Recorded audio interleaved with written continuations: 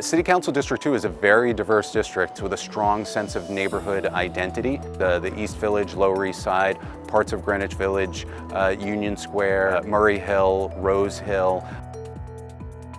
A lot of different kinds of neighborhoods and a lot of different kinds of people. Everything from large amounts of public housing, especially in the lower east part of the district, to some very, very affluent people in very expensive housing, and a lot of folks somewhere in between.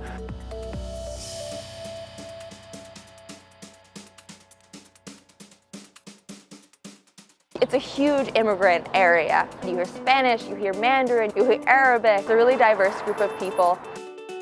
When you go a little bit further north into Gramercy Park in Kips Bay, you get like a higher socioeconomic bracket. But in the East Village, we have brownstones in the area, housing projects on Avenue D. District 2 has experienced gentrification, but I think that we've held on to a lot of our incredible cultural amenities. We have so many great restaurants, theater. It's just a very vibrant community. We have a great cultural mix, some really world-class institutions such as the Public Theater, the 4th Street Arts Block, the Cultural Corridor along 2nd Avenue, the Anthology Film Archives. Been the birth to the punk rock scene. So we have a lot of things to offer, both for our local residents as well as the city and the world at large.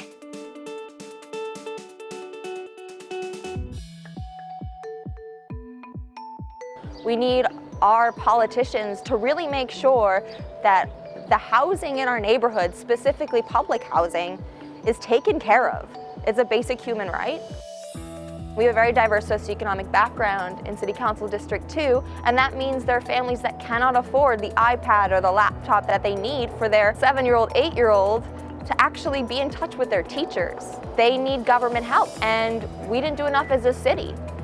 We have food deserts in the East Village. The accessibility of fresh fruits and vegetables is a real issue.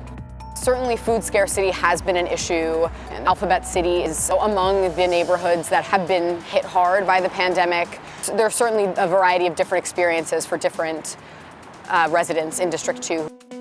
We do need more affordable housing. There have been development pressures on the neighborhood, and with the process of gentrification, some displacement has been happening. Of our small business community, which is already facing a crisis in terms of rising rents and competition from chain stores and online shopping. In terms of policy, think about how we can disincentivize vacant storefronts. 2 or 3 years ago, the city approved this very, very large new tech hub development on public land on 14th Street, right in the middle of the district. And there's a great concern that that's going to catalyze a lot more out of scale and especially commercial development in these neighborhoods. We want to make sure that residential neighborhoods continue to feel residential. East River Park is also a really big issue because the city plans to basically demolish the entire park and rebuild it as what they're calling a sort of resiliency program. Protecting against the potential of future floods is important, but there's been a lot of concerns expressed about the city's plan and that the park would be basically destroyed as opposed to a more surgical approach and make sure that the East River Park remains accessible in some form over the many years that that work would have to take place.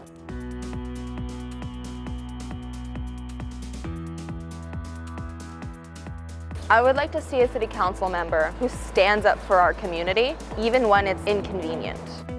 Focusing on community engagement, focusing on community development, instead of policing our community. We need a moral leader. We really need a city council member that is willing to understand all of the different experiences of people that live in the district, giving a lot of attention to students, and also that businesses are getting the relief that they need in the aftermath of the pandemic.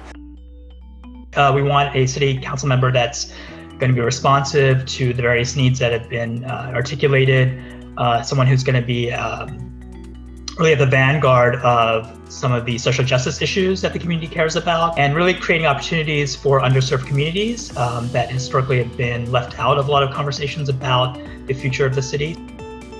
The representative for Council District 2 needs to be a leader on local issues as well as citywide issues. The pressing issues facing the neighborhood in terms of overdevelopment, a desire to preserve neighborhood character, a desire to help small businesses. Residents of these neighborhoods want to see their city council member be a leader on that front.